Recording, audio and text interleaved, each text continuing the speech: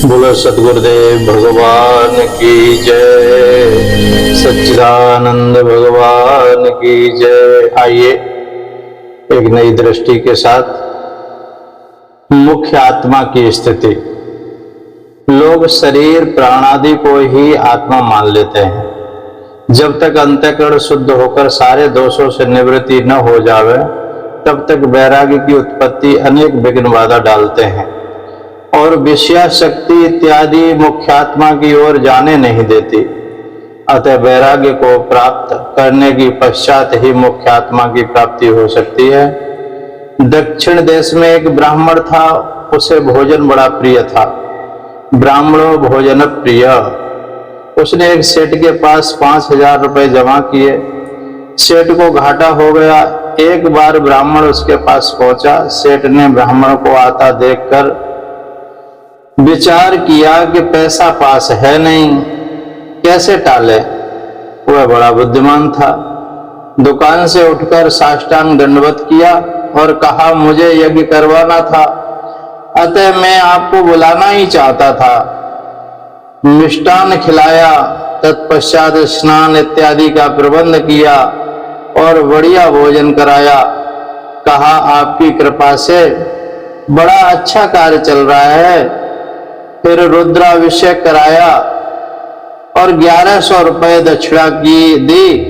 कुल 1500 रुपए खर्च किए, लेकिन इससे ब्राह्मण इतना प्रभावित हुआ कि अपना धन मांगे बिना ही लौट गया।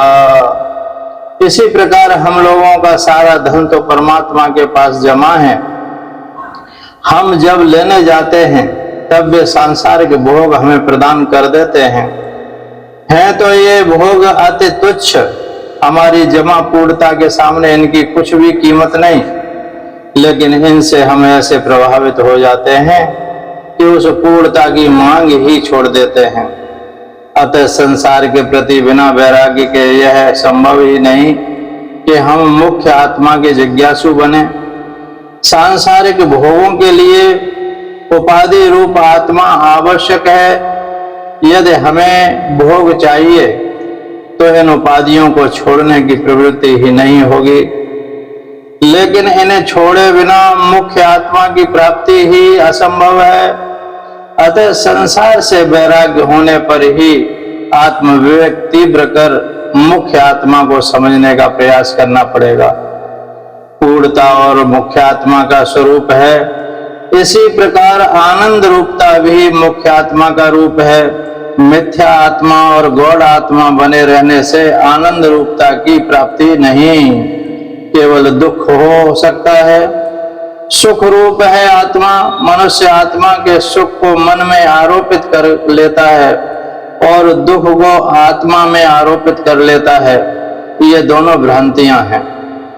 स्फटिक मणि के पास जिस रंग की वस्तु पड़ी होगी, स्फटिक भी उसी रंग का दिखता है, क्योंकि स्फटिक का अपना कोई रंग नहीं है। इसी प्रकार आत्मा में दुख किंचित भी नहीं और मन में सुख का नामो निशान नहीं। फिर भी आत्मा में दुख और मन में सुख दिखता है तो भ्रम से ही दिख सकता है। पानी स्वभावतः शीतल होता है, अतः यह प्रश्न नहीं उठता कि पानी ठंडा क्यों, लेकिन गर्म मिले तो प्रश्न उठता है, बद्रीनारायण में कुंड का पानी गर्म क्यों है। स्वभाव के लिए कोई प्रश्न उठता नहीं। जीव भी स्वभाव से आनंद है, अतः कोई शांति से प्रसन्न बैठा हो तो प्रश्न नहीं उठता कि तुम्हें प्रसन्नता क्यों, लेकिन थोड़ा भी दुखी हो तो प्रश्न उठता है और वह जवाब भी देता है कि अमुक कारण से दुख है। दुख हमेशा सकारण होता है। आनंद में कोई कारण नहीं, वह स्वभाव से रहता है। जहां कहीं लगता भी है कि विषय लाभ से सुख हुआ, वहां भी कामना के दुख को मिटाने में ही विषय का उपभोग है, सुख देने में नहीं। क्योंकि आत्मा सुख स्वरूप है, इसलिए जैसे चाहें जितना खौलाया पानी हो आंच से उतार दो तो धीरे धीरे ठंडा ही होता जाएगा, क्योंकि ठंडक ही उसका स्वभाव है। वैसे जीव चाहे जितना दुखी हो, दुख हेतु दूर हो जाने पर शनै सदैव सुख की ओर ही बढ़ेगा, क्योंकि वही उसका स्वभाव है। जिस प्रकार स्फटिक रंग वाला दिखने पर भी जानते हो कि वह रंग वाला नहीं है, उसी प्रकार दुख वाला दिखते समय भी आत्मा दुख वाला नहीं है। यह समझना संभव है। इसका उपाय क्या है? स्फटिक को अलग अलग चीजों की सन्निधि में देखते हो तो विभिन्न रंगों का दिखता जाता है, जिससे समझ आता है कि वे कोई भी उसके रंग नहीं। ऐसे ही मन का संबंध रहने पर दुख और न रहने पर आनंद, यह सुषुप्ति समाधि के अनुभवों से स्पष्ट हो जाता है, जिससे निर्णय हो जाता है कि आत्मा में दुख मन के कारण ही आरोपित हो रहा है, स्वरूप से वह आनंद मात्र है। यद्यपि सुषुप्ति से भी यह पता चलता है, तथापि समाधि का उपयोग सुषुप्ति में एक तो मन बीज रूप से बचा रहता है और दूसरा वहां वृत्ति तामसी रहती है। समाधि सात्विक दशा है, और क्योंकि विवेक सम दम आदि के अभ्यास के परिपाक पर ही होती है, इसलिए वहां मन नाश उन्मुख रहता है। नष्ट तो वह तत्व निष्ठा से ही होगा, पर समाधि में वह आत्मा में ही उन्मुख हो जाता है। अतः तब आत्मानंद अत्यंत स्पष्ट होता है। सुषुप्ति समाधि की प्राप्ति सभी चाहते हैं। सुषुप्ति तो यदि कुछ दिन न आए तो व्यक्ति पागल हो सकता है, वह सबकी कामना का विषय है, जबकि वहां कोई विषय को उपलब्धि होती नहीं। इससे सिद्ध होता है कि वहां आत्मा ही आनंद है। प्रश्न होगा कि यदि आत्मा पूर्ण आनंद है तो सबको संसार की ओर प्रवृत्ति क्यों? उत्तर यह है कि आत्मा के अंदर का संसार पर आरोप कर दिया है, इसी भ्रमवश उधर प्रवृत्ति हो रही है। अपने आत्मा से सुख की प्रतीति होती है, वस्तुतः संसार में सुख नहीं, अपनी आत्मा का ही सुख दिया और इसी से पुनः पुनः उधर प्रवृत्ति हो रही है। वास्तविकता यही है कि विषय आकर्षण रूप अशांति से ही सारा दुख है। शांत अवस्था में नियमता आनंद है और अशांत अवस्था में कभी आनंद नहीं है। अतः है विषयों से हटकर आत्मा में, मुख्य आत्मा में एकाग्र होना, रूप समाधि का अभ्यास करना चाहिए, तभी उस व्यापक आनंद रूप पूर्ण तत्व का साक्षात्कार संभव है।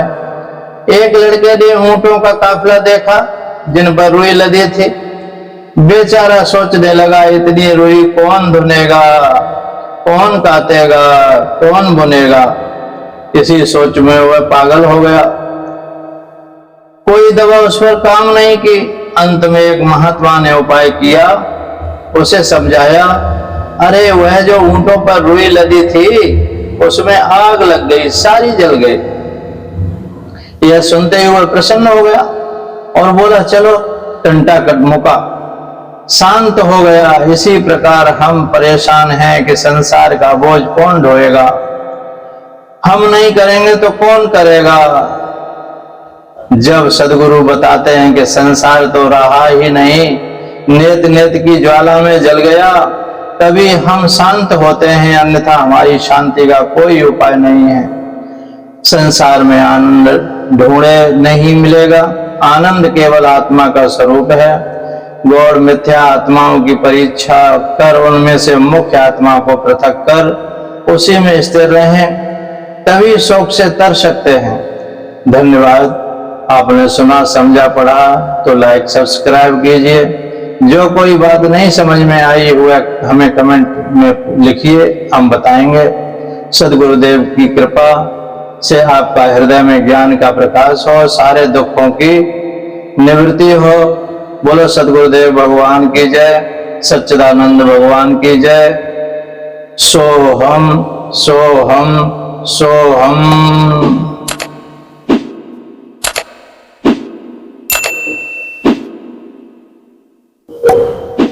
जय